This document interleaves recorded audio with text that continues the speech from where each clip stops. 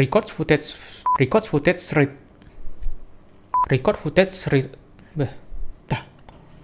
record footage 108 record footage selat record foot Halo guys, ketemu lagi dengan saya Andi Wu. Rasanya udah lama banget ya saya nggak upload video ya, dari yang video yang terakhir saya masih botak. Di video ini saya akan menjelaskan bagaimana cara nge-sync audio dengan video yang terpisah. Hey, editor! Halo! Bukan footage-nya itu, satunya lagi.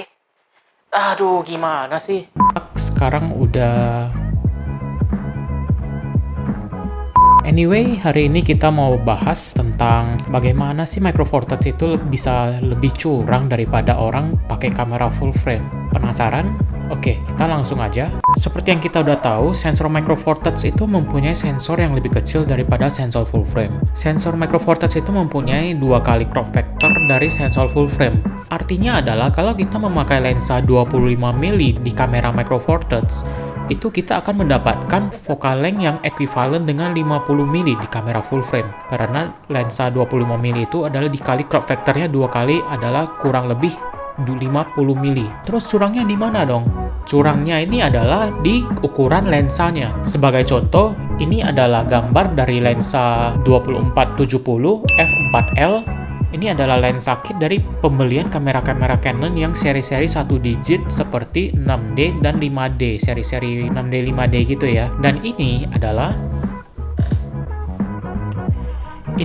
lensa kit dari kamera Micro Four Thirds pas pembelian kamera Lumix yang saya pakai ini. Focal length-nya adalah 14-42 mm, kalau kita ekuivalenkan adalah 28 sampai 84. Alias kurang lebih sama ya seperti kamera kit pada kamera Canon ini ya, tapi dengan ukuran yang jauh lebih kecil daripada lensa kit pada Canon itu. Oke, kita ambil contoh yang ekstrim sekalian gitu ya. Yang ekstrim contohnya itu, ini kita bandingkan lensa Micro Four Thirds dengan lensa full frame yang sama-sama ekuivalen sama dengan 400 mm di f2,8 ya. Kita coba bandingkan ukurannya. See? Yang kedua adalah, ini masih berhubungan dengan poin yang pertama tadi. Tahukah kamu, kalau misalkan sebuah lensa itu mempunyai yang namanya minimum focus distance. Minimum focus distance itu adalah jarak yang dibutuhkan dari sensor ke objek agar lensa itu bisa fokus dengan baik. Contohnya di sini saya ada lensa makro. Ini adalah lensa makro 60 mm f2,8 dari 7 Artisans. Ini adalah lensa manual ya. Menurut spesifikasinya, lensa ini mempunyai minimum focus distance di 26 cm. Jadi jarak dari sensor ke objek yang kita foto itu minimal paling sedikit itu harus 26 cm agar dia bisa dapat fokus gitu ya. Tapi, nah curangnya itu di sini. Minimum focus distance ini itu tidak tergantung sama sensor gitu ya. Jadi mau di sensor Micro Four Thirds, mau di sensor APS-C, mau di sensor full frame, semuanya itu minimum focus distance-nya itu adalah 26 cm untuk lensa ini gitu ya. Nah, jadi kalau kita sama-sama foto dengan jarak 26 cm, misalkan begini, kalau di kamera full frame, kita mendapatkan focal length yang sama dengan dari lensanya adalah 60 mm. Sedangkan kalau misalkan kita pakai kamera Micro Four Thirds, dengan jarak yang sama, kita mendapatkan focal length yang 2 kali lebih close up daripada lensa full frame, adalah di 120 mm, alias itu 2 kali lebih close up dengan full sensor readout, alias tanpa crop. Nah, belum sampai situ doang curangnya. Poin ketiga ini masih berhubungan dengan poin pertama dan poin kedua tadi. Adalah, pada kamera-kamera Micro Four Thirds, depth of field yang kita dapatkan itu adalah 2 kali lebih tebal daripada depth of field yang kita dapatkan di kamera full frame. Artinya, kalau kita ambil contoh dari poin kedua tadi, kalau kita foto dengan dengan lensa 60 mm f2,8, yang kita dapatkan di kamera Micro Four Thirds itu adalah focal length 120 mm di f5,6.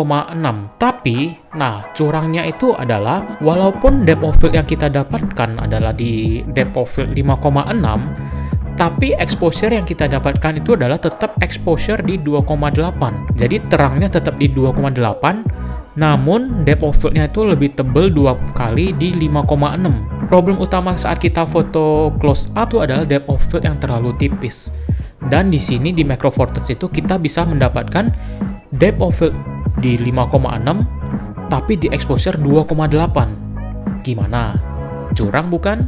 Record footage 4K di 50 bahkan 60 fps internally.